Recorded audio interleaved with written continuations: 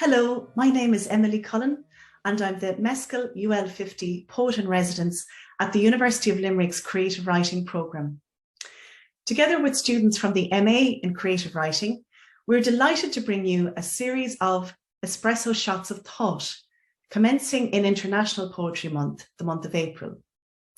What inspired me to devise these short segments was a quote by the British Indian poet Daljit Nagra, who stated that poetry is an espresso shot of thought.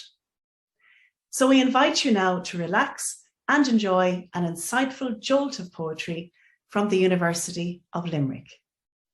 Hi, I'm Caoimhe Maguire, a student in the MA in Creative Writing, and many of the poems I write take inspiration from the old modes of Gaelic storytelling.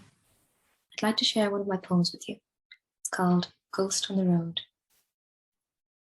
On a misty Sunday morning, along an overgrown boreen, near the mountains of Wicklow, and the long, icy fingers of winter squeezed out the last of autumn's breath, I met a man in a long wool coat who asked for the way home. He'd been gone for so long, you see, all the land had changed. He'd once been strong and beautiful, now his back buckled with the weight of the years, folded cap clasped in his clay-caked hands. Time and the weather had leathered his face, but he smiled, waved, wished me well. The Irish goodbye was get home safe.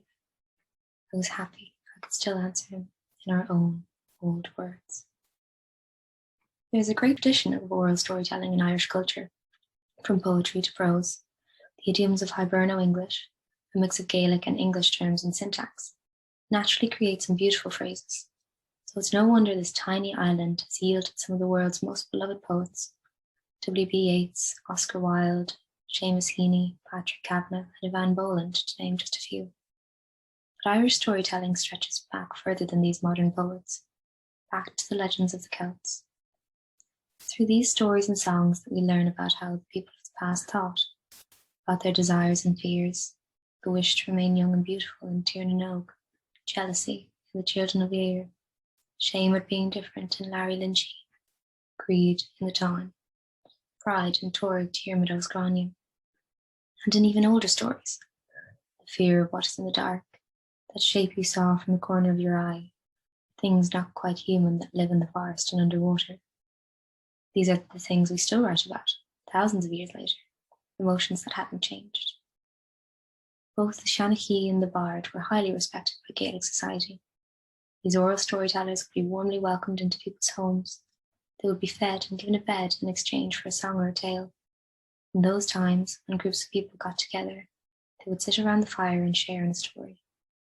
Poems were declaimed and songs were sung at gatherings, weddings, and funerals. This practice still happens today.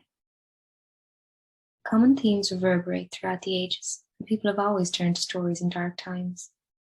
During the lockdowns of the pandemic, the redemptive power of stories and poems to help us cope with the unknown was evident. Netflix, blogs, music streaming apps, audiobooks, podcasts. These are just the new ways we have of continuing these traditions. The human impulse to share stories goes back to our ancestors and, thankfully, it doesn't seem like it will change anytime soon.